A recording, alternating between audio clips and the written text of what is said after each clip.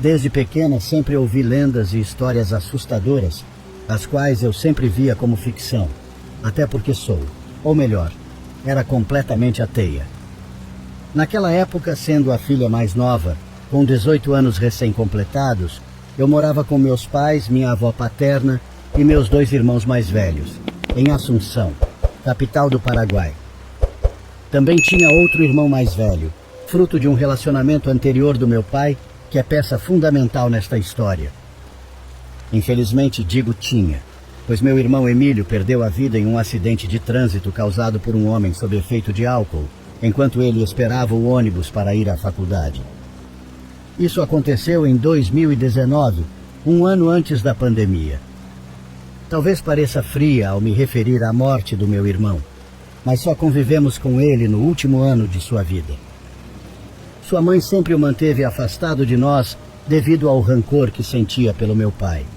Ela só permitiu que ele viesse morar conosco porque Emílio queria estudar na capital, já que no interior, onde eles moravam, não havia o curso que ele desejava. E embora sua mãe nunca tenha concordado, ele tomou sua própria decisão.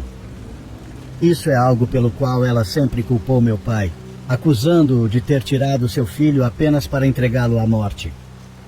Suas palavras, que podem parecer absurdas, afetaram profundamente meu pai.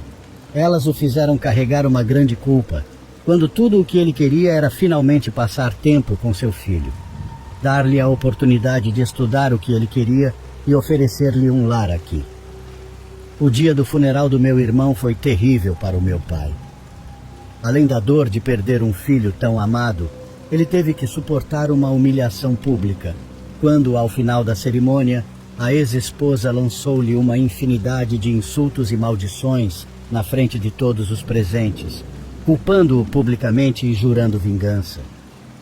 Já havia passado um ano desse acontecimento, e com a chegada da quarentena devido à emergência sanitária, meu pai, que era professor universitário, perdeu o emprego. Ele não era muito adepto da tecnologia, não dominava bem, e apesar de seus mais de 30 anos dedicados ao ensino, foi demitido. Acredito que isso foi um dos gatilhos para o que aconteceu a seguir. Somado à depressão pela perda do meu irmão, que ele ainda não havia superado, a situação se agravou com o isolamento e com outra nova perda na família. Sim, quase um ano depois da morte do Emílio, todos na casa testaram positivo para o vírus. E, infelizmente, a Covid levou minha avó, que já era idosa e tinha vários problemas de saúde. Essa foi a última punhalada que destruiu o coração já muito fragilizado do meu pai, que nem sequer pôde se despedir pessoalmente de sua própria mãe devido às restrições sanitárias. 2 dias após a morte da minha avó, e exatamente um mês antes do primeiro aniversário da morte de Emílio, vivi um dos piores dias da minha vida. Vi uma imagem que jamais conseguirei apagar da minha mente. Meu pai decidiu tirar a própria vida dentro da nossa casa. Não quero dar detalhes, já que por ser um tema sensível, as plataformas podem censurar. Só posso dizer que após ele passar várias horas trancado, chamamos por ele, mas não respondeu. Meu irmão mais velho, Wesley, arrombou a porta e o encontramos. O encontramos com uma expressão de terror, de tristeza. Não consigo explicar o que sentimos ao ver aquela cena. É algo que só quem já passou por isso pode entender.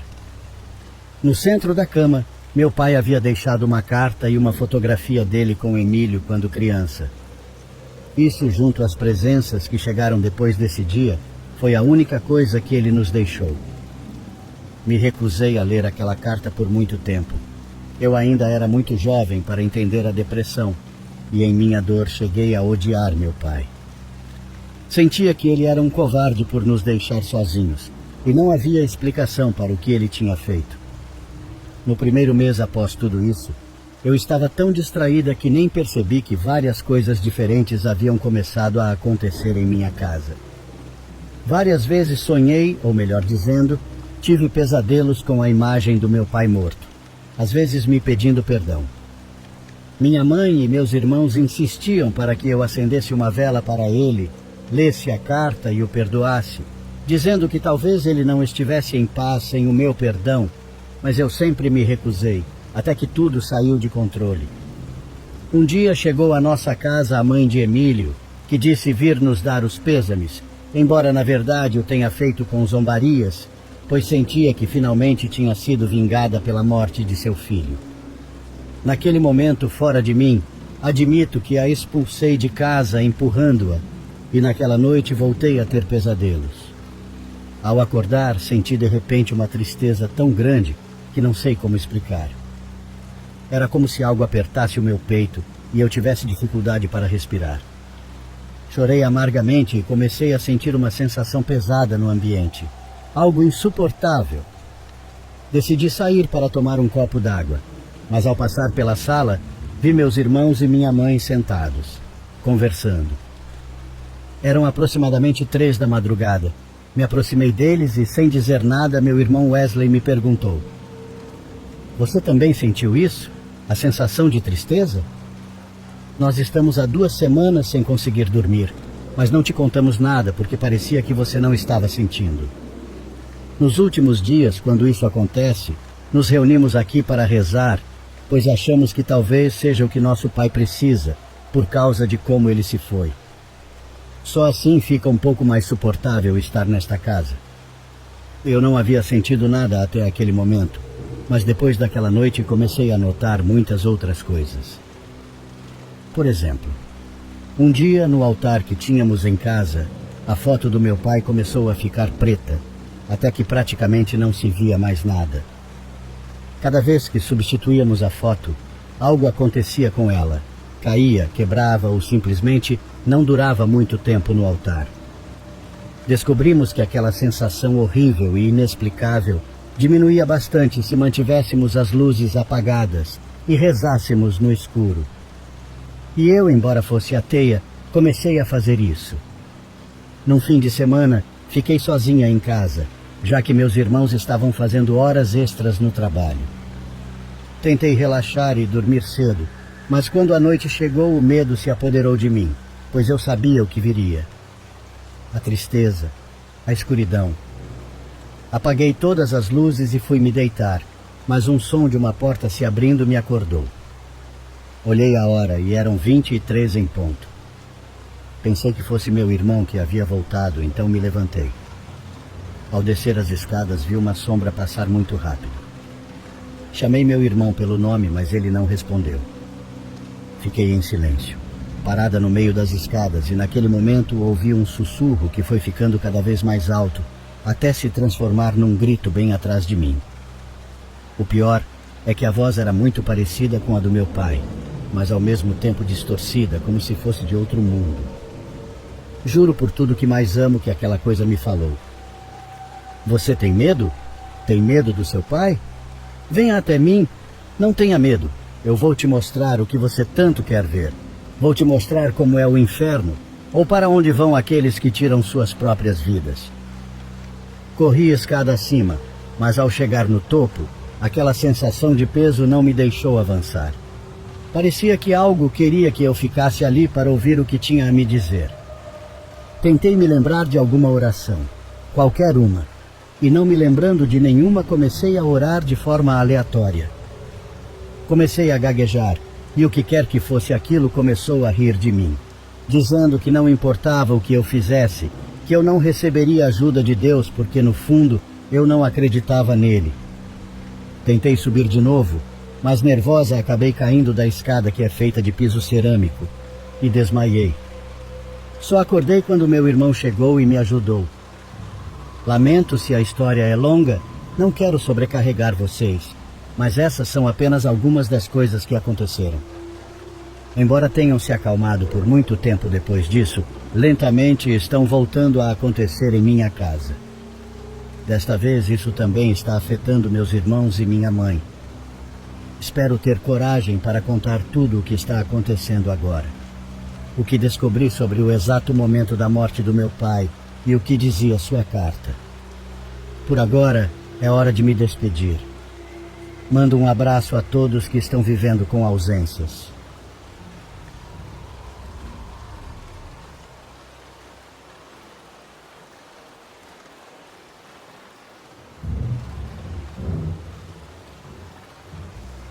Minha história começa há aproximadamente 18 anos, quando eu tinha apenas 8. Nessa época vivíamos na Bahia e me deram a tarefa de cuidar da minha bisavó, que já era uma senhora muito idosa. No entanto, apesar de ter mais de 90 anos, era incrivelmente forte, como muitas pessoas da sua geração. Minha casa ficava muito perto da dela, talvez 7 casas de distância, então meus pais não viram problema em eu fazer companhia para ela durante as tardes. O filho dela, meu tio José, morava bem ao lado. As 2 casas compartilhavam o mesmo quintal, separadas apenas por um corredor de 1,5 metro que conectava as entradas das 2 casas. Eu a cuidava das 7 da noite até por volta das 10 ou 10:30, já que meu tio vendia garapa até essas horas. As filhas dele o ajudavam vendendo salgados, e por isso eu ficava com a minha bisavó, enquanto no final do dia, uma delas ficava para dormir com ela. E bem, minha bisavó era uma mulher profundamente religiosa. Passava o dia sentada no sofá da sala orando baixinho, quase como se balbuciasse. Quase não falava, talvez porque com a idade tivesse começado a perder a fala, mas o que ela fazia era orar. Orava o tempo todo. No começo eu não entendia por que ela orava tanto. Enfim, desde o primeiro dia que tomei consciência do mundo, sentia um frio estranho ao entrar na casa dela. Um frio que gelava os ossos. Cruzar aquele corredor que dividia as casas me dava uma sensação estranha, como se um peso invisível caísse sobre minhas costas. E quando eu voltava para a minha casa, sempre tinha a sensação de que alguém me seguia bem de perto, embora toda vez que eu olhava para trás não havia ninguém, nada de estranho. Lembro que depois da primeira noite que passei lá, comecei a ter pesadelos recorrentes. Nunca antes havia sonhado com aquela casa, mas desde aquele primeiro dia, todas as noites era a mesma coisa, pesadelo após pesadelo. Acordava ensopado de suor sem saber como explicar o que sentia. Quando chegava na casa da minha bisavó, ela já estava no sofá, orando de frente para a porta, enquanto eu me sentava no outro sofá para ver desenhos na televisão. Aproveitava que lá eu podia assistir programas que em casa não me permitiam. E algumas vezes, de canto de olho, comecei a ver sombras se movendo da cozinha para os quartos ou em direção ao banheiro. Às vezes as sombras pareciam ir para outra direção, mas eu pensava, sempre quis pensar, que era só minha imaginação. Eu olhava para minha bisa e ela continuava orando, sem se mexer, de olhos fechados, sem pausa, como se não ouvisse nada do que acontecia ao redor. Mas conforme os dias passavam, as coisas foram se intensificando aos poucos. Já não via apenas sombras de relance. Agora também ouvia ruídos, passos, móveis que se mexiam, coisas que pareciam cair na cozinha ou nos quartos. Mas minha bisavó, como sempre, não reagia. Parecia que nada daquilo a afetava, que não conseguia ouvir nada. Até que uma noite, quando desliguei a televisão para ir embora, vi algo que me deixou congelado. Vi o reflexo da minha bisavó na televisão desligada. Bem ao lado dela havia uma figura sentada. Era muito mais alta que ela, mesmo estando sentada, e tinha a cabeça coberta com o que parecia ser um véu. De tanto susto, saí correndo da casa e derrubei as gaiolas de passarinho do meu tio no corredor. Mas digo, o medo que eu sentia era tão grande que ignorei e continuei correndo até minha casa sem olhar para trás, porque sentia que algo, que alguém, vinha logo atrás de mim. Cheguei pálido e contei aos meus pais o que tinha visto. Eles tentaram me acalmar, dizendo que talvez fosse o reflexo meu, mas fizeram isso enquanto se olhavam entre si, como se soubessem de algo que eu não sabia. Aquela noite foi terrível. Sonhei com a coisa que vi, e no meu sonho ela me seguia por toda parte. Eu a sentia bem atrás de mim, mas quando virava não havia nada, e quando olhava de volta para frente, a sentia novamente. Acordei várias vezes durante a noite, e toda vez que isso acontecia, achava que via a sombra dela, escondida nos cantos mais escuros do meu quarto. Eu me cobria com os cobertores até que, morrendo de calor, sem perceber, acabava dormindo. No dia seguinte, mais tranquilo, quando cheguei, acendi todas as luzes. No entanto, Agora eu não via mais sombras passando, exceto em um pequeno espaço que ficava totalmente escuro, bem onde estava a porta para entrar no banheiro. Lá era possível ver uma figura grande, que quase tocava o teto, entrando e saindo do banheiro, e enquanto isso, minha bisavó não parava de orar. Uma noite, quase na hora de ir embora, meu tio chegou. Ele disse que havia pedido à minha irmã, que é 9 anos mais velha que eu, se nós dois poderíamos passar a noite lá. Minha irmã aceitou. As filhas do meu tio iriam a uma festa e voltariam bem tarde. Eu não suportava a ideia de passar a noite lá, mas não iria deixar minha bisa sozinha. Cerca de 10 minutos depois, minha irmã chegou com meu pijama e tudo o que eu precisava para dormir lá. Deixamos minha bisavó terminar de orar e a levamos para a cama, e minha irmã me disse para eu me trocar no banheiro enquanto ela se trocaria no quarto, no mesmo banheiro onde eu tinha visto aquela coisa entrar. Quando estava lá dentro, o medo me dominou. Ao tirar a camiseta para vestir o pijama, senti uma mão grande, fria e muito fina tocar minhas costas. Isso não foi o pior. Assim que senti isso, ouvi uma voz sussurrar muito perto do meu ouvido, como se estivesse quase dentro da minha cabeça. Soltei um grito tão forte que minha irmã ouviu, entrou rapidamente e me perguntou o que estava acontecendo.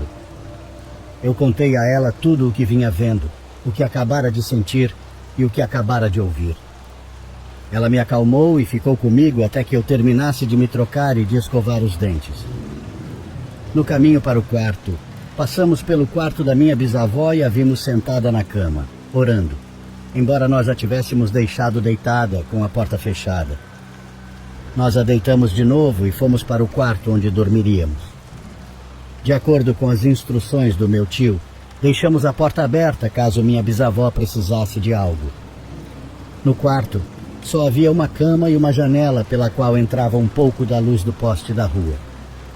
Enquanto tentávamos dormir, eu ouvia pessoas na rua. Elas riam e balbuciavam coisas que não conseguíamos entender. Perguntei à minha irmã se ela também estava ouvindo e ela respondeu que sim. Então ela me disse uma frase que até hoje me dá arrepios. Ela disse que sim, que as ouvia, mas o que realmente a assustava era o que estava na porta do quarto. Lentamente, olhei para lá e vi a mesma silhueta que eu tinha visto antes, na escuridão do corredor. Rapidamente voltei o olhar para minha irmã, e então ouvimos minha bisavó orando novamente do outro lado da parede.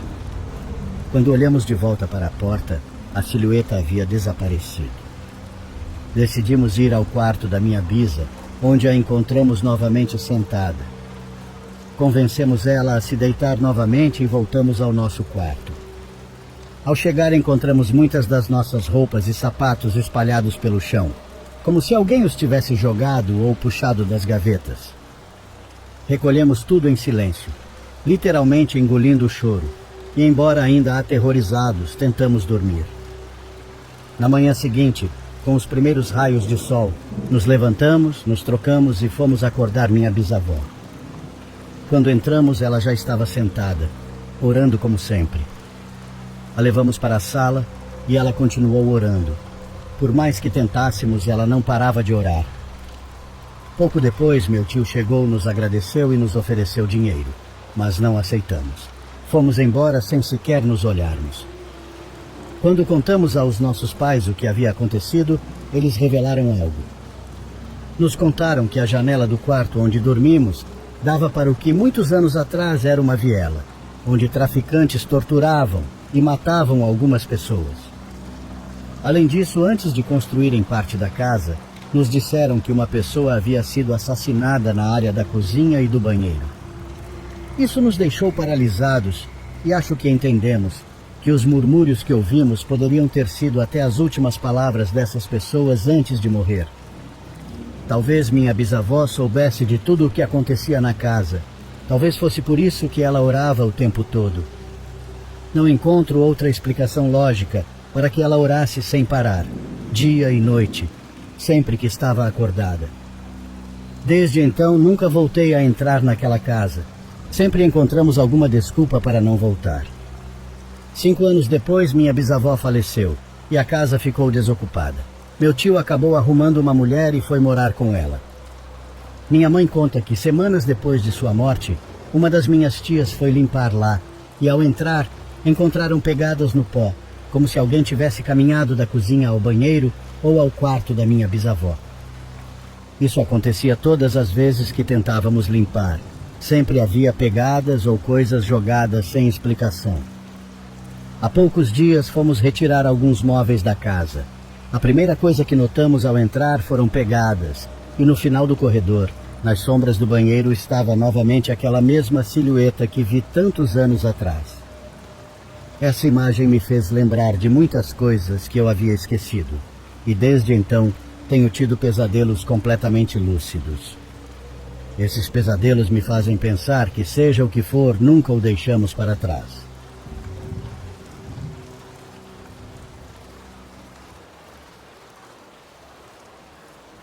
Meu pai faleceu quando eu tinha 14 anos e foi enterrado no cemitério da Vila Formosa.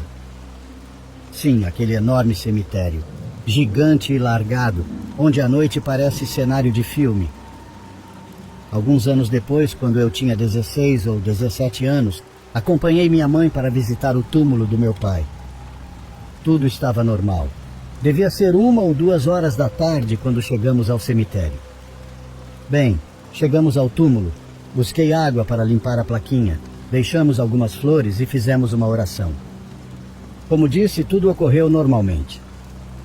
Quando minha mãe e eu estávamos nos preparando para ir embora, ou seja, voltar para a rua dentro do cemitério, uma mulher nos chamou. Uma freira que apareceu do nada. Ela não chegou caminhando pela rua que mencionei. Parecia ter surgido entre as sepulturas. Aquela freira não estava vestindo o hábito que usam no convento, mas sim uma roupa simples que elas usam quando saem às ruas. Eu me lembro perfeitamente. Ela usava uma saia azul e uma blusa branca. Seu véu também era azul escuro. Ela aparentava ter no máximo 50 anos. Nos chamou e nos agradeceu por termos vindo visitar nosso ente querido. Ela nos pediu para nunca deixarmos de fazer isso, nem de cuidar da sepultura, e enfatizou muito isso porque, segundo nos contou, na parte mais afastada do cemitério havia até mesmo túmulos abertos. Ela nos pediu mais uma vez que não esquecêssemos nosso familiar e fez uma pequena oração em silêncio em frente ao túmulo. Minha mãe não disse nada, apenas ouviu. Quando a freira terminou de rezar, minha mãe lhe deu algum dinheiro, que não me lembro quanto, e ela foi embora, entrando no cemitério por entre as sepulturas. Destaco isso porque o normal, o comum, é não passar entre os túmulos. Minha mãe e eu voltamos para a rua para sair do cemitério sem trocar uma palavra. Quando saímos, minha mãe soltou um enorme suspiro e finalmente eu vi o quão pálida ela estava. Eu perguntei o que havia acontecido e ela me respondeu: A freira não tinha pés. Incrédula, eu disse que ela tinha pés, que não estava flutuando, que estava caminhando. Minha mãe me confrontou. Você viu os pés dela? Eu respondi que não, mas que era óbvio que ela não estava flutuando, pois parecia estar caminhando como qualquer pessoa. Minha mãe disse que isso não era verdade. Você não percebeu que ela não estava andando? E me diga, que freira andaria por entre as sepulturas dos mortos? Diante disso, só pude responder que sim. Era estranho para uma religiosa andar sobre os túmulos. Por conta disso, e ao contrário do que a freira nos pediu, minha mãe nunca mais voltou a pisar naquele cemitério.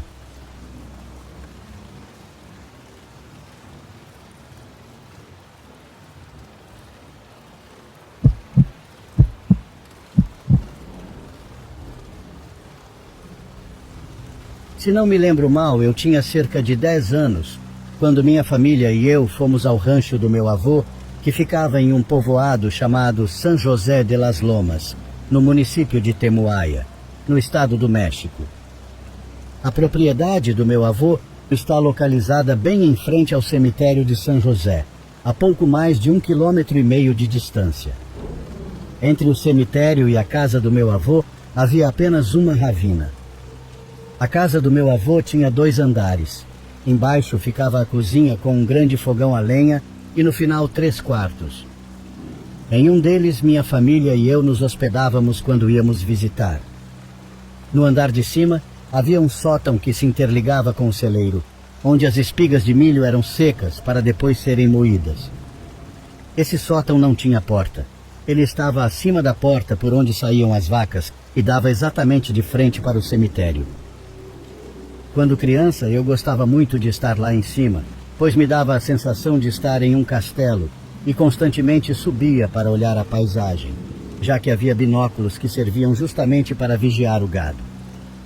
O acesso a esse lugar era aberto apenas pela manhã. Às 5 da manhã, a porta era aberta e fechada assim que os animais entravam, por volta das 6 da tarde. Todas as vezes que estava de visita na casa do meu avô, tinha o anseio de subir à noite para ver o céu.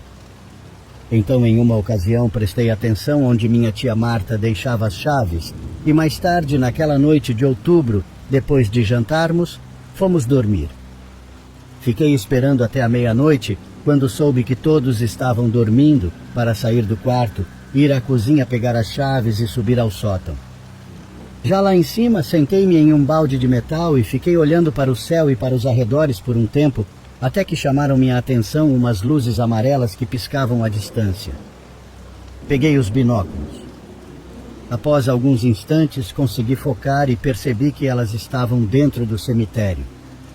Agora que analiso, percebo que eram um tipo de chamas que pareciam piscar, mas que na verdade estavam em movimento, e por causa disso o brilho delas se ocultava temporariamente pela visão das lápides.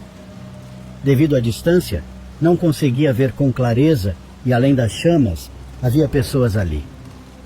O que consegui notar é que uma dessas chamas parou e se dirigiu à borda do muro, como se tentasse se alinhar ao lugar onde eu estava parado.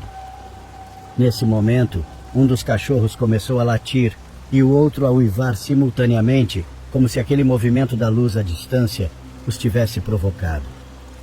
Naquela noite, pela primeira vez, senti um medo real, um medo que me fez descer sem temor de que me batessem por estar lá em cima, e comecei a gritar para todos acordarem, para contar o que estava acontecendo, o que acabara de ver.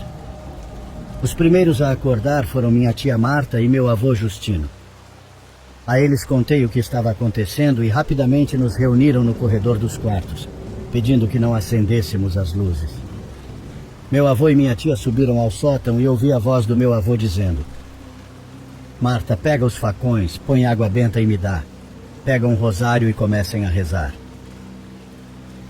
Minha família sempre foi católica. Por isso, desde pequenos, todos sabíamos como rezar o rosário. Então minha tia nos levou à sala onde havia um altar com um Cristo muito grande, acendeu um círculo e começamos a rezar todos que ainda estávamos ali. Meu avô saiu com meu pai e lembro que comentaram que enterraram os facões com a lâmina para cima, um de cada lado da casa. Depois disso, eles entraram e se juntaram à reza conosco. Naquela ocasião, enquanto rezávamos os 15 mistérios do rosário, percebeu-se um profundo silêncio do lado de fora da casa. Só ouvimos um golpe ao longe, mas nada mais. Pouco antes de terminar, a calma retornou como se nada tivesse acontecido. Acendemos a luz, apagaram o círio e revisaram a casa por dentro. Ninguém saiu, como também ninguém subiu mais ao sótão. Na manhã seguinte, meu avô saiu para recolher os facões e me pediu que o acompanhasse. Ele me chamou a atenção por ter desobedecido e me fez prometer que nunca mais voltaria a subir ao sótão à noite, porque nunca se sabe com o que poderíamos nos encontrar. Depois ele me levou ao cemitério. Entramos e pude ver a terra revirada, com pegadas e outras marcas, como se fossem arranhões no chão, assim como alguns objetos pessoais jogados por ali. Depois de olhar por um tempo, meu avô me disse: Te trouxe aqui para que veja que no mundo há muitas coisas más e que algumas pessoas usam o cemitério para fazer bruxarias, porque as bruxas existem e não são coisas de brincadeira. E embora ninguém possa contra o poder de Deus, devemos aprender a ser muito prudentes e não nos meter no que não nos diz respeito. Por isso é melhor obedecer e não bancar o curioso. No caminho de volta para casa, perguntei por que ele havia pedido que não acendêssemos a luz na noite anterior. ele respondeu com outra pergunta. Você gostaria que soubessem que você viu? Evidentemente, minha resposta foi que não. Meu avô me contou que algumas vezes, quando essas pessoas acham que podem ser identificadas, tentam fazer mal às pessoas e que nós, naquele momento, não sabíamos de quem se tratava, por isso era melhor não dar margem a algo desnecessário.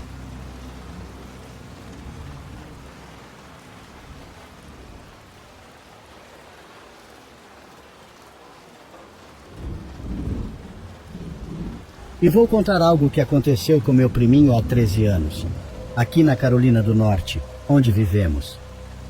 Embora tenha acontecido com ele, eu fui testemunha dos fatos. Naquela época, ele tinha 4 anos. Sua mãe engravidou novamente, mas infelizmente a bebê que estava a caminho faleceu antes de nascer, ainda no ventre da mãe. Foi um golpe muito duro para a família, que já estava toda pronta para conhecer a nova integrante. Já planejávamos um encontro entre todos.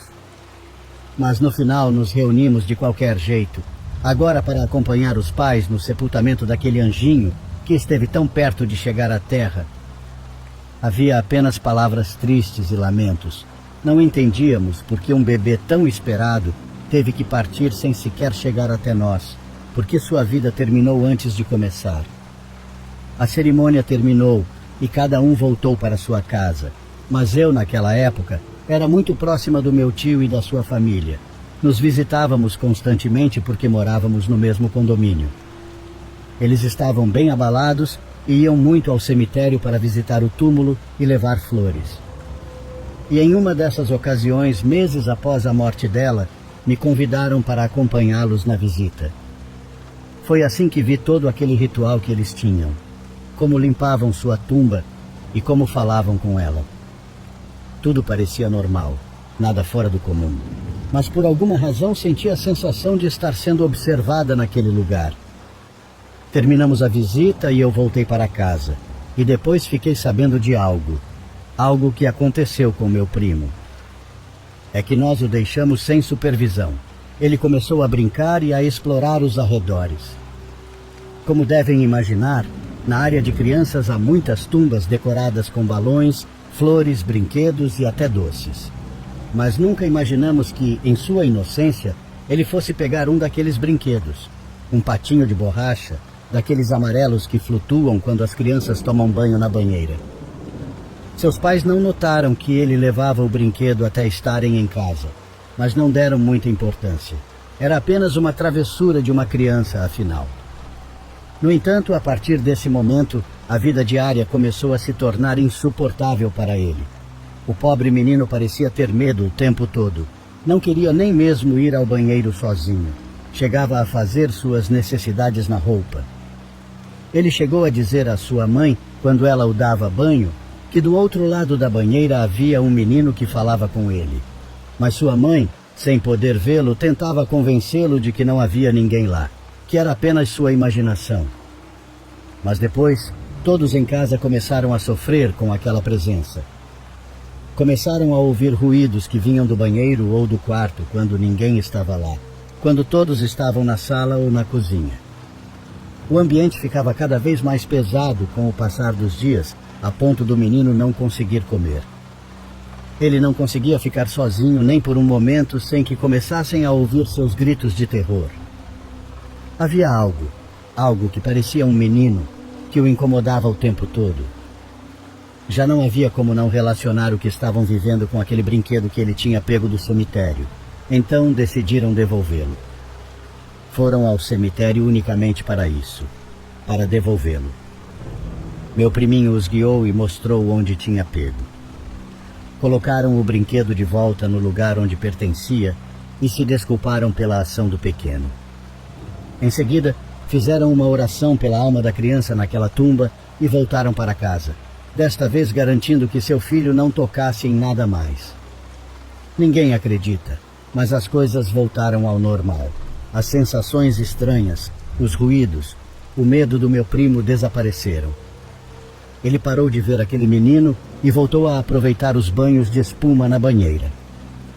Depois dessa experiência, meus tios, sempre que visitavam o cemitério, se certificavam antes de sair que meu primo estivesse de mãos vazias, que não tocasse em nada, porque não estavam dispostos a passar por algo assim novamente. E é aqui que eu me pergunto, o que era aquilo? Porque a crença popular não é de que as crianças fiquem vagando ou presas no mundo terreno. Mas então, o que era aquilo que se apegou ao meu priminho para que ele devolvesse o que não lhe pertencia?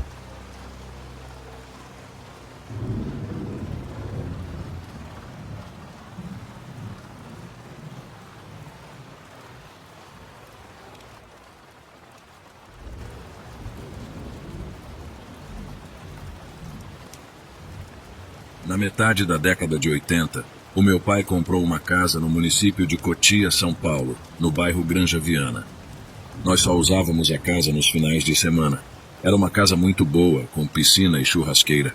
E quem conhece a Granja Viana sabe que a vizinhança por lá é bem quieta e as ruas são desertas. Era um refúgio da vida urbana de São Paulo. Nós sempre íamos para lá, mas o tempo passou e a minha família começou a passar por uma pequena crise financeira. E para não ter que vender a casa, nós a alugamos. Depois de alguns anos, o meu pai deu uma volta por cima na crise em que estávamos passando e então paramos de alugar a casa. Mas como fazia muito tempo que não íamos para lá, perdemos o costume e raramente íamos. E depois de algum tempo, simplesmente paramos de ir. A casa ficou quase que abandonada. Depois de quase 5 anos com a casa no esquecimento, recebemos uma ligação de um policial da região pedindo para o meu pai comparecer na delegacia local porque queriam falar com ele. O meu pai achava que ia ser alguma coisa sobre a casa parecer abandonada ou coisa parecida, mas quando ele voltou estava branco feito a parede. Quando chegou na delegacia, mandaram ele falar com um homem que já foi despejando tudo nele. O homem falou que era um detetive e que tinha conseguido o nosso telefone com um dos vizinhos, e nos contou que tinha acontecido um crime na nossa casa, coisa pesada mesmo. 4 bandidos raptaram uma garota de 20 anos, levaram-na para a nossa casa pensando que ela estava abandonada, e fizeram de tudo com a garota, e no final a mataram e enterraram o corpo no quintal, e levaram todos os documentos, dinheiro e joias dela. O detetive falou também que esse não era o primeiro crime que aconteceu lá, que esses 4 bandidos já tinham mantido 2 pessoas reféns de sequestro lá dentro e matado pelo menos mais 3 integrantes de uma gangue rival e enterraram lá. Eles procuraram e acharam a ossada dos 3 homens no nosso quintal. Falou para o meu pai que não precisava se preocupar, que tinham revirado o quintal todo e não acharam mais ninguém, e que os 4 bandidos que estavam usando a nossa casa para isso tudo já tinham sido presos.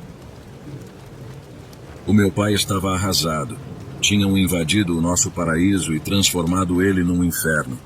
Ele falou que o quintal da casa estava todo revirado, estava todo esburacado, a piscina estava completamente imunda, um dos quartos da casa estava completamente ensanguentado e o sangue já estava todo seco. Falou que a casa estava fedendo a urina e estava toda pichada por dentro. A casa estava irreconhecível. A gente resolveu que ia reformar a casa e depois ia vender ela. Depois de muita dor de cabeça e muito tempo, a casa ficou como era antes. Um quintal bonito, toda arrumada e limpa por dentro, a piscina estava em ordem de novo. Tinha voltado a ser uma casa decente de novo. Depois da reforma, ficamos com pena e decidimos que não íamos mais vender a casa. Simplesmente iríamos esquecer o que tinha acontecido no passado e transformá-la num lugar feliz de novo. Só que a nossa vida tinha mudado muito desde a época que sempre íamos para lá nos finais de semana. E realmente não dava para estar indo sempre para lá. Como nós estávamos com medo que usassem a nossa querida casa para algum fim deturpado de novo, estávamos pensando em alugar a casa mais uma vez. Mas agora eu já estava mais velho. Já tinha o meu carro e estava para sair de casa e começar a minha vida sozinho. Então tive a brilhante ideia de, em vez de alugarmos a casa, eu ir morar nela. Os outros podiam ir lá sempre que quisessem e a casa não ficaria abandonada. No começo não foi fácil tentar convencer eles. A minha mãe estava muito apreensiva em me deixar morar lá sozinho. Foi depois de muita conversa e muita insistência que eles me deixaram morar lá. E lá fui eu feliz da vida para a minha casa nova, morar sozinho e ser independente. Claro que eu pensava em levar o pessoal da faculdade para lá, fazer festa o tempo todo. Achei que ia ser a maior farra, mas foi exatamente o contrário.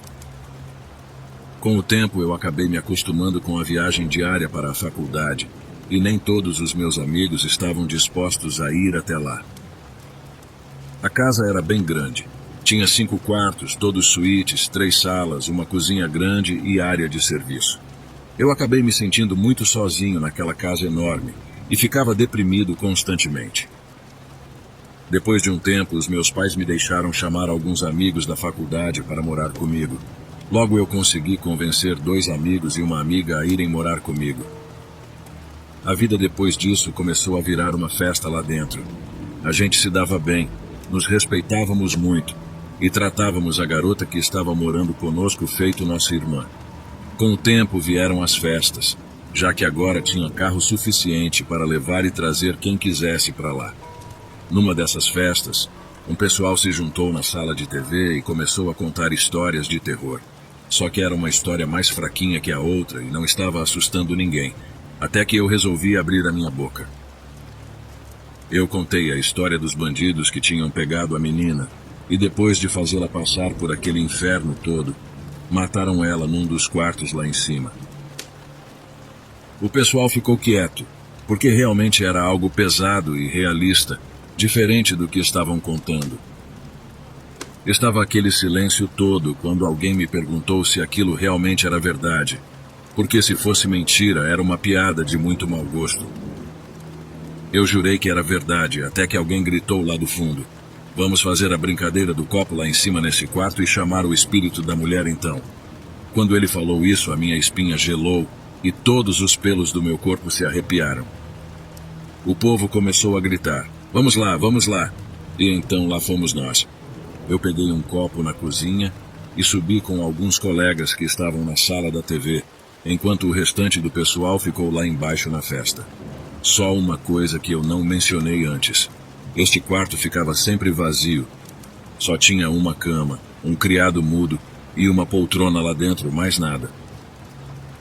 No dia que os meus amigos vieram morar comigo, na hora de escolher os quartos, todos entraram nesse quarto, mas ninguém gostou dele, e eu também nunca gostei dele. Mas eu sabia o porquê, pelo menos eu achava que sabia, que era porque tinha sido lá que ocorrera o fato com a garota. Só que eles não sabiam disso até aquela noite.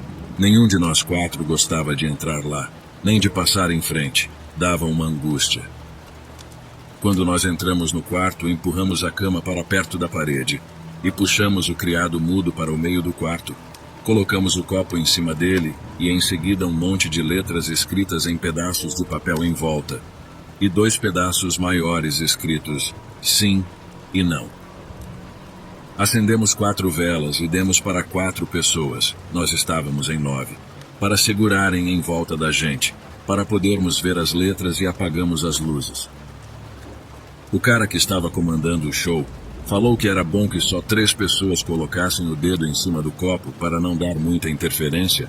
Eu não entendi o que ele quis dizer. Eu não brinco muito com isso. Então eu, ele e uma menina colocamos o dedo em cima do copo e fechamos os nossos olhos. E os outros 2 que sobraram ficaram de ler o que o espírito respondia.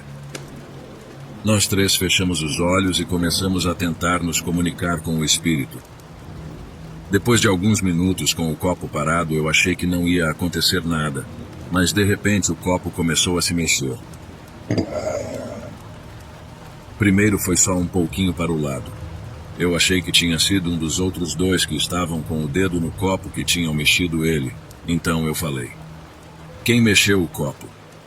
Um outro colega que estava com o dedo no copo pediu silêncio e ficou com a cara séria.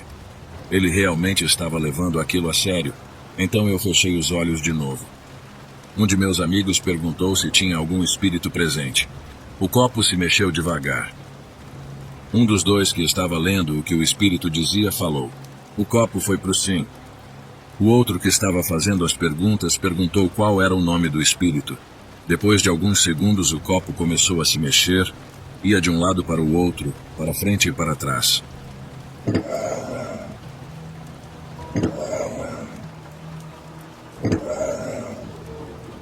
O que estava lendo soletrou a palavra Mariana. O nome do espírito é Mariana. Eu abri os olhos e vi que o pessoal estava com uma cara meio assustada. Falei que não precisavam se preocupar com isso, que era só um dos dois que estavam com o dedo no copo comigo que estava empurrando o copo. Um dos que estavam segurando as velas falou: "Cara, eu estou olhando para vocês três o tempo todo e não vi ninguém de olho aberto. Como é que algum de vocês ia conseguir soletrar algo direito com os olhos fechados?" O colega que estava fazendo as perguntas pediu silêncio novamente e nós ficamos quietos. Eu fechei os olhos de novo, então ele perguntou se ela era o espírito da mulher que tinha morrido lá. O copo ficou parado. Um tempo passou, quase 1 minuto, e a gente estava para perguntar de novo, quando o copo se movimentou violentamente para o lado. Parou no sim de novo. A garota que estava com o dedo no copo perguntou o que tinha acontecido lá. Imediatamente o copo começou a se mexer. O colega que estava lendo falou: "Não está indo para lugar nenhum, só está fazendo um 8. O copo ficou fazendo um 8 por um bom tempo. O outro colega que estava com o dedo no copo falou que a pergunta era muito complicada para o espírito responder. Então o copo parou. Ele perguntou há quanto tempo ela estava lá. Os dois que estavam vendo o que estava sendo escrito começaram a soletrar as palavras "vão embora". "Vão embora por quê?" perguntou ele novamente. "Vão embora." O copo continuou a responder. "Acha melhor a gente parar com isso por quê?" perguntou ele mais uma vez. O copo começou a se mexer muito rápido, fazendo o sinal do 8. Eu comecei a ficar assustado, porque era praticamente impossível algum de nós conseguir fazer o copo se mover tão rápido como estava se movendo, sem fazer ele virar. "Por que devemos parar?" Ele insistiu de novo. De repente, uma brisa bateu no quarto, mesmo as janelas estando fechadas. Ficou frio lá dentro e as velas se apagaram. O copo tinha parado de se mexer e ouvimos um estalo. Um dos que estavam segurando as velas pulou para o interruptor para acender a luz. Quando o quarto ficou claro novamente, vi algo que fez eu me arrepender muito de ter levado adiante aquilo tudo. O copo estava todo trincado e as letras tinham voado todas de cima do criado mudo, exceto 5 delas que permaneceram sobre a mesa. Eu bati o olho e vi que aquelas 5 letras formavam algo familiar. A menina que estava com o dedo no copo simplesmente colocou o dedo em cima do E e colocou ele depois do T, formando assim a palavra morte. E assim que ela tirou o dedo de cima do pedaço de papel, ficou uma manchinha vermelha nele. O dedo dela estava sangrando. Estava com um corte pequeno, mas profundo. Eu acho que ela se cortou quando o copo trincou, mesmo eu e o outro colega não nos machucando. E realmente não dava para se cortar com o copo trincado. Ele não tinha soltado lasca nenhuma, mas tinha sido nele, porque ele também estava com um pouco do sangue dela. O outro colega que tinha acendido a luz começou a falar que aquilo já era brincadeira de mau gosto, que já era desrespeitar a garota que tinha morrido lá. Só que aquilo realmente não era brincadeira nenhuma. Quando ele abriu a porta irritado para sair, o resto do pessoal da festa estava todo do lado de fora com cara de assustados. Eles falaram que começaram a ouvir uma garota berrando histericamente. Estava gritando muito mesmo, pedindo ajuda. Todo mundo subiu correndo, pois parecia que estavam matando alguém lá em cima. Quando subiram, viram que a gritaria estava vindo de dentro do quarto que nós estávamos. Eles tentaram abrir, mas a porta estava trancada. Só que nós não tínhamos trancado a porta do quarto. Eles falaram que bateram na porta e até tentaram arrombar ela. Mas a porta não cedeu nem um pouco, e a cada segundo que passava a gritaria ficava mais pesada, desesperada e histérica. Só que a gente não ouviu grito nenhum lá dentro. Mas de repente tudo parou, e a porta abriu. A gente jurou que a porta estava aberta, mas ninguém acreditou. Eles acharam que era alguma brincadeira de mau gosto e desceram furiosos, pois aquilo não era brincadeira que se fazia. Depois de um tempo todo mundo foi embora. Nós tivemos que levar a maioria para casa, E quando voltamos, a menina e o outro colega que moravam comigo perguntaram o que tinha acontecido. Eu e o outro amigo contamos a história, mas eles não acreditaram muito. Quando a gente perguntou o que eles tinham ouvido, eles falaram que só ouviam gritos de uma mulher falando: "Para, pelo amor de Deus, para, alguém me ajuda", e coisa assim. Eu contei a história da garota que tinha sido morta lá dentro da casa, e eles ficaram bravos por eu não ter contado a história antes. Mas deixamos tudo de lado e fomos dormir. No dia seguinte, levantamos para arrumar a casa, que estava uma bagunça. Quando tínhamos arrumado quase tudo, eu falei: "Ainda falta o quarto do meio lá em cima, só que eu não vou lá sozinho." O colega que estava comigo na noite anterior foi junto, e lá estava o quarto como nós o tínhamos deixado, com os 5 pedaços de papel em cima do criado mudo, o copo trincado no meio dele, as velas do lado do copo e o resto dos papéis espalhados pelo quarto.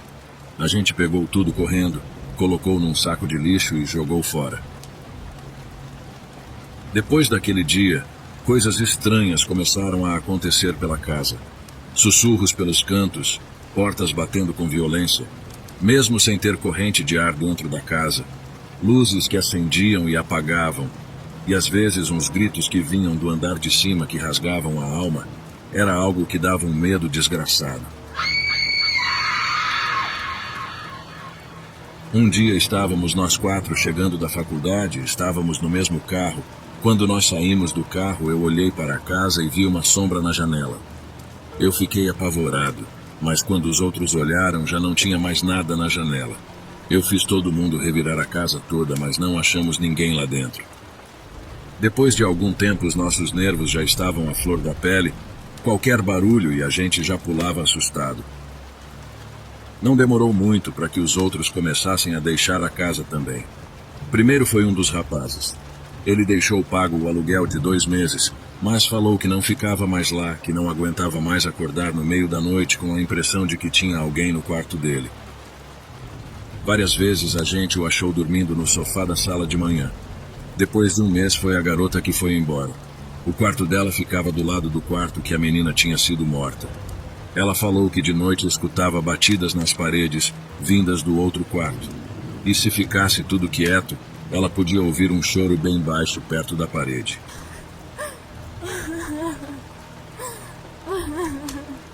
Nos dias anteriores, antes dela ir embora, ela já não dormia direito. Estava com umas olheiras enormes e andava de muito mau humor. Na noite que ela foi embora, aconteceu o seguinte: estava finalmente quase dormindo, o que estava sendo muito difícil para ela nos últimos dias. Quando estava pegando no sono, ouviu uma voz feminina berrando com toda a força no ouvido dela: "Sai daqui!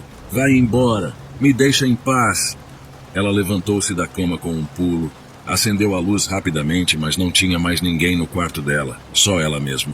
Ela saiu do quarto chorando, falando que não aguentava mais aquilo e que ia embora.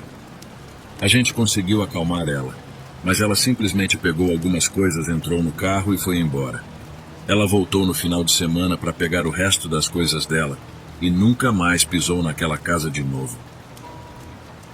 Depois de 1 semana foi o outro colega que foi embora. Eu até hoje não sei o que aconteceu com ele direito. Ele sempre mencionava que o quarto dele costumava ficar frio de repente, do nada. Mas não o quarto todo, só em alguns lugares, o que me fez pensar que tinha alguma corrente de ar lá dentro. Um dia ele estava tomando banho, e depois de uns 5 minutos saiu de dentro do banheiro correndo e gritando pelado. Eu fui ver o que era, e ele falou que não era nada. Ele me fez acompanhá-lo até o banheiro para desligar a água, depois botou uma roupa e falou para a gente sumir daquela casa. Eu consegui convencer ele a ficar mais um tempo para a gente resolver o que ia fazer, que estava muito tarde. Ele falou tudo bem, que ia ficar lá, mas que ia dormir no meu quarto comigo. Eu deixei, pois não estava a fim de passar a noite sozinho também. Ele colocou o colchão dele do lado da minha cama e então fomos dormir. Quando eu acordei, o colchão dele estava todo rasgado e ele não estava lá. Eu fiquei preocupado e comecei a chamar por ele. Comecei a procurá-lo pela casa e depois de um tempo achei ele dormindo dentro do meu guarda-roupa, com uma faca de cozinha na mão. O acordei, Depois ele me falou que acordou com a faca na mão e que tinha alguém segurando a sua perna. Ele perguntou se era eu. Respondi que não. Falou que ouviu um grito desumano e uma mão misteriosa começou a apertar a perna dele bem forte, ao ponto de machucar. Desesperado, ele começou a esfaquear o colchão, correu para o armário e ficou lá dentro. Ele não sabe como eu não acordei com o grito, pois foi um grito bem estridente e alto. Após isso, ele pegou as coisas dele e se mandou. Eu fiquei lá sozinho por mais um tempo, mas não aguentava aquela solidão, e aquela casa já estava começando a me afetar. Era normal eu dormir no carro, porque estava com medo de ficar dentro da casa. Depois de um tempo, eu resolvi me mandar de lá, porque eu já estava ficando louco e paranoico. Eu estava vendo vultos no escuro em todos os cantos da casa. Ouvia sussurros de noite no meu quarto quando estava para dormir. Ouvia gritos vindo do quarto do meio lá de cima. A coisa estava de um jeito que ou eu saía de lá, ou eu ia para um hospício. Eu acabei voltando a morar com os meus pais. Falei para eles que a casa era muito longe para me deslocar da faculdade até lá todo dia, e era por isso que eu estava sempre cansado e estressado. Meu pai tentou alugar a casa novamente, mas ninguém conseguia ficar mais de 6 meses com ela alugada. Agora ela está lá sem uso, pois não conseguimos alugar ela e não usamos. Daqui a pouco vai estar uma verdadeira casa fantasma abandonada. Mas eu sei o que passei e nunca mais chego perto daquela casa novamente.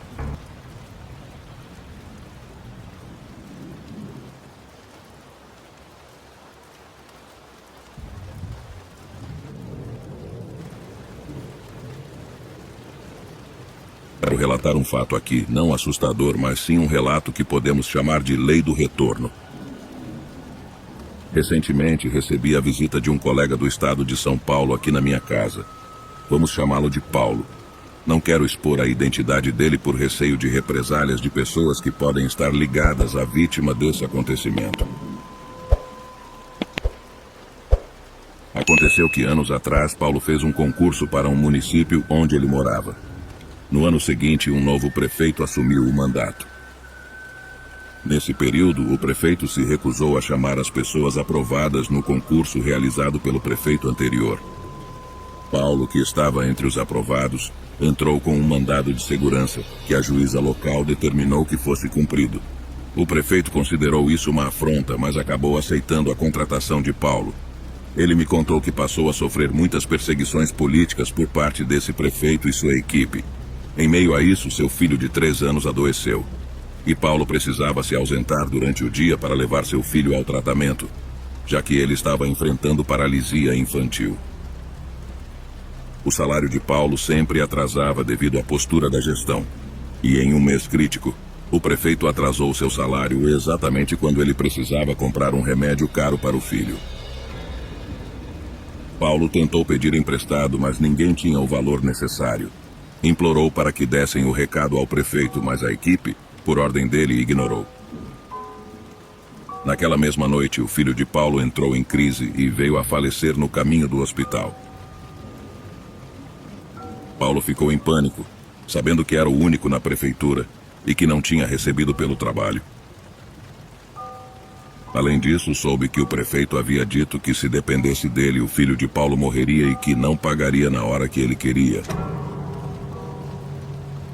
Indignado, Paulo foi à prefeitura após o enterro, criando tumulto e resultando em um processo administrativo que levou à sua exoneração. Além de perder o único filho, Paulo perdeu o emprego e, devido à exoneração feita pelo prefeito, ficou impossibilitado de trabalhar em outro cargo público por um bom tempo. 15 anos se passaram e Paulo estava trabalhando em outra prefeitura, concursado e com um bom salário. Em seu caminho para o trabalho, testemunhou um acidente envolvendo 2 carros com 2 pessoas gravemente feridas. Ele foi o único presente no momento. Para sua surpresa, reconheceu as vítimas como o ex-prefeito e seu filho, ambos gravemente feridos e sangrando. Paulo lembrou-se do que aconteceu no passado. Contou-me que, ao abrir os olhos, o ex-prefeito olhou para ele, assustado, pedindo socorro e ajuda para chamar o socorro. Paulo friamente ignorou os pedidos de socorro virou as costas e deixou-os ali sangrando até a morte sem chamar ajuda. Paulo me disse que, ao ouvir os gritos, pensava no filho que havia perdido por causa do prefeito, na dor e no sofrimento do filho que não pôde tomar a medicação e que viu morrer ali.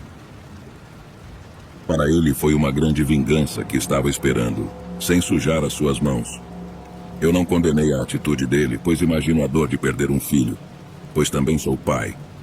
Uma coisa que sei deste relato é que plantar coisas boas e o bem trazem vitórias na vida. No entanto, quem planta ventos pode colher tempestades no futuro. Foi isso que esse prefeito colheu. Fica para vocês que causam mal aos outros. Um dia a lei do retorno cobrará, e cobrará muito caro, até mesmo em excesso. Olá, meu nome é Gildevaldo, e minha experiência com o paranormal aconteceu quando fui morar em outra casa na minha cidade.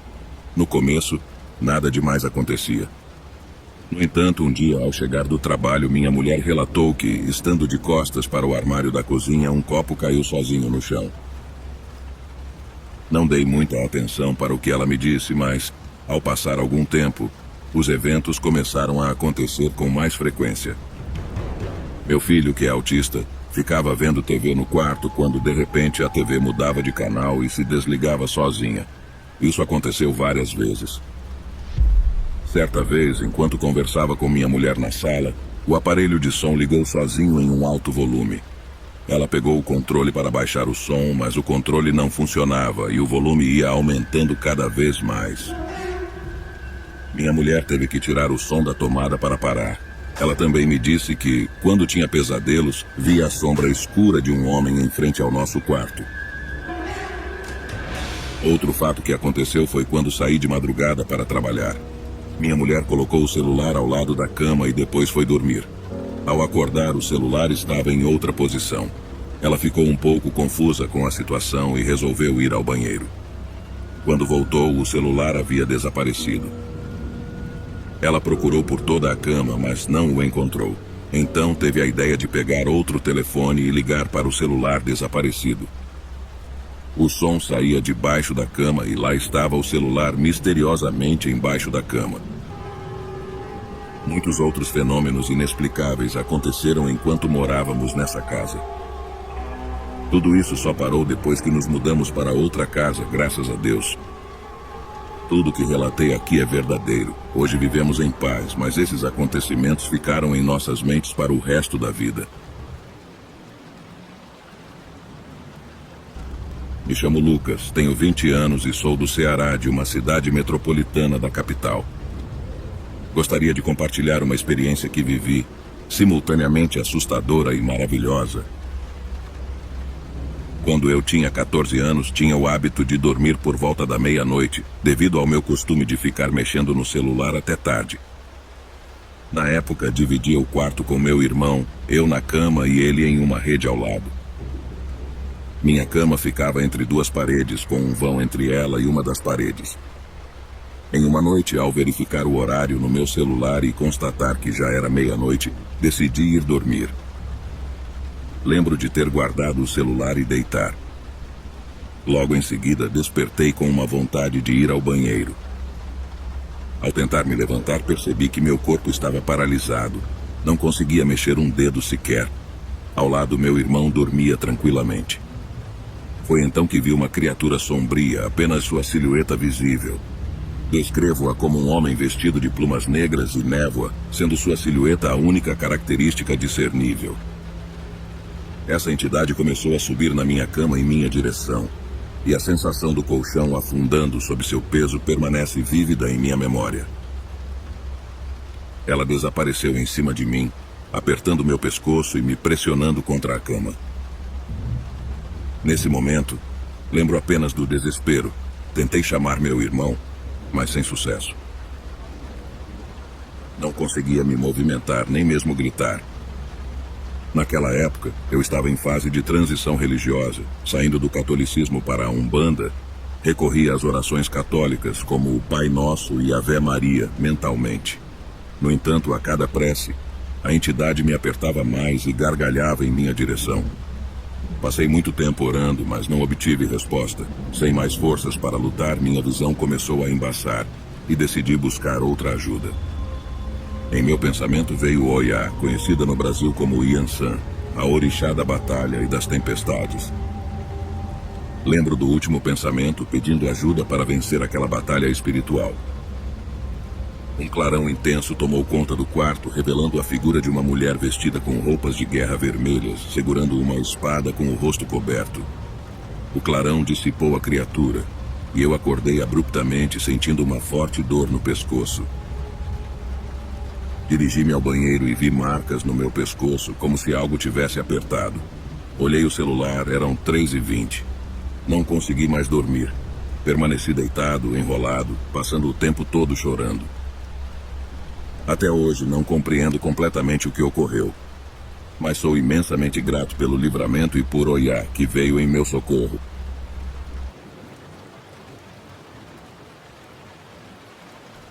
Era aproximadamente 1h30 da madrugada, meu celular tinha descarregado e, como não conseguia dormir, decidi ler um livro. Estava sentada em uma cadeira próxima à janela do meu quarto, ouvindo pessoas andando e conversando na rua. Como minha janela estava trancada, olhei pelo buraco para identificar quem era. Era apenas uma colega da escola com um namorado. Minha cachorra estava deitada do lado de fora da casa e, ao ouvir a conversa e os passos deles na rua, acordou e começou a latir. Continuei lendo meu livro após eles passarem e minha cachorra se acalmar, retornando para a rua perto da janela do meu quarto. Percebi que meus olhos estavam ficando cansados. Então fechei o livro, bebi água e me deitei na cama, cobrindo-me da cabeça aos pés devido à noite que começava a esfriar. Cerca de 4 minutos depois, ouvi assobios vindo da esquina da minha rua. Logo depois, escutei passos de alguém assoviando ao se aproximar da porta da minha casa, acompanhados por sorrisos baixos que pareciam de deboche. Fui até a janela do meu quarto e observei, mas não vi ninguém. Apenas minha cachorra deitada e um silêncio na rua. Após alguns segundos, sem ver nada, retornei para a cama. Entretanto, ouvi passos de alguém se aproximando da janela do meu quarto, com pisadas semelhantes às de quem usava botas. Não tive coragem de me levantar, pois parecia que a pessoa do lado de fora me viu olhando pelo buraco da janela. Aquilo me pareceu estranho e não consegui mais pregar os olhos, pois ouvi aquela presença se aproximando da janela do meu quarto. Sentia como se algo estivesse me observando durante toda a noite pelo buraco da janela. Além disso, percebi um vento frio, mesmo estando coberta. Tenho certeza de que o que ouvi e senti naquela noite não era algo deste mundo.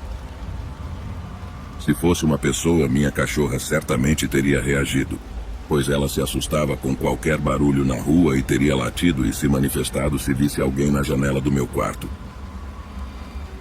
Desde esse incidente, não tenho mais coragem de olhar pelo buraco da minha janela tarde da noite.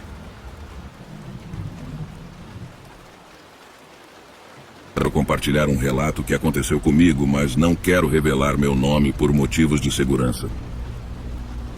Antes de contar o que ocorreu, é importante mencionar que acredito no mundo sobrenatural. Sempre pesquisei sobre o assunto, mas nunca tinha passado por algo até o ano de 2019, quando servia na Marinha do Brasil. Eu estava de serviço na guarita P3, onde controlava a entrada e saída de veículos da Marinha. Durante o dia ficava do lado de fora e à noite trancava os portões e subia para o andar de cima. Ficava no corredor, onde no final havia apenas uma TV em cima da mesa, mostrando as imagens das câmeras de segurança e o controle do alarme na gaveta da mesa. Como era domingo, era mais tranquilo, pois não precisava sair para fora. Fiquei apenas no corredor, de olho nas câmeras. Meu turno começou à meia-noite, e o cabo do dia apagou algumas luzes do corredor, deixando apenas 2 acesas. Uma na entrada do elevador e outra perto da mesa onde eu estava. Estava bem sinistro o clima. Até às 2h30 da madrugada estava tudo tranquilo, mas o elevador que dava acesso à garagem abriu as portas do nada, o que me deixou assustado, pois ninguém havia apertado o botão para abrir. Só estava eu no corredor. Quando me levantei para ir em direção ao elevador, as portas se fecharam e o elevador desceu, como se alguém tivesse chamado na garagem. Olhei nas câmeras, não vi ninguém e logo em seguida o elevador subiu novamente. Quando parou e abriu as portas, não saiu ninguém, mas o clima mudou. Estava frio e senti que não estava mais sozinho. Comecei a ter medo, as luzes que estavam acesas pareciam perder a força, não piscavam, mas estavam fracas. Quando a porta do elevador fechou, formou-se a silhueta de uma pessoa toda de branco na frente do elevador. Congelei, nunca havia sentido tanto medo na minha vida. Aquela silhueta começou a se aproximar devagar. Parecia que ela sabia que eu estava paralisado. Não conseguia me mexer, comecei a suar frio ao ponto de pingar suor do meu rosto. Ela acelerou na minha direção e eu comecei a ter dificuldades para respirar a ponto de cair para trás na cadeira onde estava. Quando ela estava a poucos passos de mim, o alarme do corredor disparou. Dei uma respirada profunda e me levantei no susto, olhando para os lados, procurando aquela silhueta, mas ela tinha desaparecido. Desliguei o alarme, as luzes voltaram ao normal. E o clima não estava mais pesado, não estava mais frio. Depois de alguns minutos, o cabo do dia chegou perguntando o motivo do alarme ter disparado. Disse a ele que não sabia, pois estava tudo tranquilo. Ele desceu para a garagem e voltou, dizendo que se eu precisasse de algo era só passar o rádio para ele. Terminei o turno tentando entender o que tinha acontecido. Depois desse dia, sempre que ia tirar serviço lá, pagava outra pessoa para tirar para mim. Fiquei muito assustado com o que aconteceu. Esse foi, até o momento, meu único relato paranormal que aconteceu até os dias de hoje. Não desacreditem no mundo paranormal, ele realmente existe. Isso realmente aconteceu comigo. Obrigado por me permitir compartilhar meu relato aqui. Se cuidem. Há décadas, minha mãe experimentou o desconhecido quando tinha apenas 9 anos, em uma casa cedida pelos parentes do padrasto. Essa residência, sombreada por uma aura de mistério, já abrigara uma tia do padrasto, vítima do câncer. Após sua partida, minha avó, o padrasto de minha mãe e suas irmãs decidiram chamar aquelas paredes antigas de lar. Localizada ao lado de um cemitério, com a linha do trem a sussurrar enigmas ao anoitecer, a casa transformou-se em um palco para eventos sobrenaturais. Desde pequena, minha mãe sempre teve um sexto sentido peculiar, uma habilidade de ver e ouvir o que muitos ignoravam. Entretanto, nessa casa, sua sensibilidade se amplificou. Passos ecoavam pelos corredores, armários rangiam e panelas tilintavam sem explicação. Ao compartilhar suas experiências com minha avó, esta atribuía os relatos à imaginação fértil da criança. Contudo, uma noite sombria trouxe consigo passos pesados pela copa, como se um visitante invisível percorresse os corredores. Esses passos inconfundíveis reverberam na memória de minha mãe até hoje. Ao chamar a irmã, dormindo ao seu lado, obteve apenas um pedido para deixá-la dormir, indicando uma atmosfera cética sobre o sobrenatural. Os passos persistiram, tornando-se mais intensos e pesados. Finalmente, a irmã dela reconheceu a realidade e questionou a presença invisível. "Faz tempo que eu tô te falando", respondeu minha mãe enquanto o medo se apossava do ambiente. Chamados repetidos por minha avó ecoaram pela casa sem resposta. A verdade, revelada pelo padrasto, que gritou de outro quarto, lançou uma sombra sobre a sala. "Fiquem quietas, a mãe de vocês foi buscar leite na casa da avó, vocês vão acordar a irmã de vocês." O silêncio prevaleceu até a chegada da matriarca.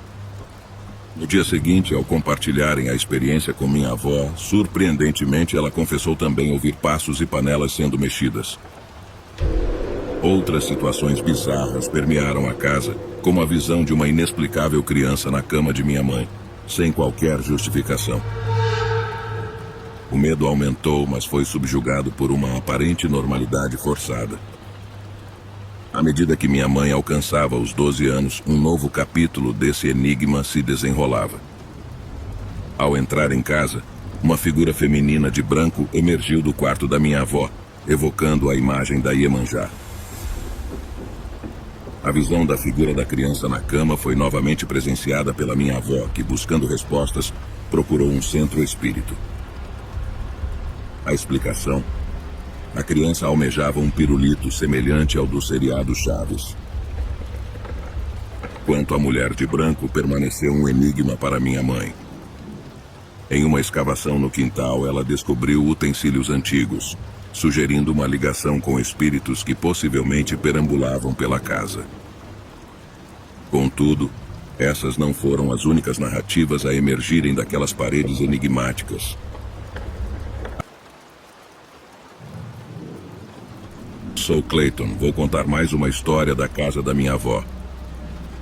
Nessa casa tudo era muito estranho e achamos que o motivo dessa atividade na casa estava relacionado ao jeito do meu avô.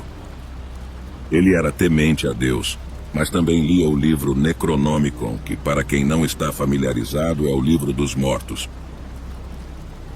Meu avô comprou um quadro que tinha um garotinho triste e chorando. Era um quadro muito deprimente. Assim que ele o levou para a casa da minha avó, o ambiente ficou pesado e assustador. O quadro foi colocado no quarto da minha tia. Em um certo fim de semana, minha tia convidou eu, meu irmão e 2 primos para dormir na casa da nossa avó para jogar videogame e jogos de tabuleiro. Fomos com medo da casa, mas a vontade de nos divertir era maior. No entanto, a diversão não durou muito. Começamos a ouvir passos do lado de fora do quarto e risadas. De repente, o quadro que ficava na parede com a figura do garoto parecia nos seguir com aquele olhar triste. Apesar de tudo isso, tentamos voltar para o videogame. Alguns minutos depois, o quadro começou a se balançar sozinho na parede. Nesse momento, pegamos o quadro, o colocamos no chão, virado para a parede, e contamos para minha avó e meu avô. No entanto, eles não acreditaram. Ficaram irritados e mandaram desligar tudo e ir dormir. Fomos com muito medo, mas, assim que deitamos e apagamos a luz, ouvimos barulhos e lamentos, olhamos para o quadro e, para nossa surpresa e terror, vimos 2 chifres saindo dele. Eu me assustei tanto que me lembro como se fosse hoje. Minha prima deu um grito e meu avô veio imediatamente verificar o que aconteceu. Contamos para ele, mas novamente não acreditou. Tudo mudou quando ele virou o quadro. Aquele garotinho que estava chorando agora tinha um olhar de pura maldade. Meu avô instantaneamente pegou o quadro e o jogou em um córrego perto da casa. No outro dia fomos ver se estava lá, mas o quadro não estava mais. Mas isso não é tudo. Jogávamos bola no mesmo lugar e a bola caiu exatamente no córrego. Sendo o mais novo, tive que ir buscá-la com muito medo, mas fui. Assim que coloquei o pé em uma pedra para pegar a bola, minha perna afundou no lodo. Senti uma mão me puxando para baixo. Comecei a sentir dor e a chamar meu irmão. Conseguiram me puxar e assim que tirei a perna, ela estava marcada pelos dedos. Foi muito assustador e traumatizante.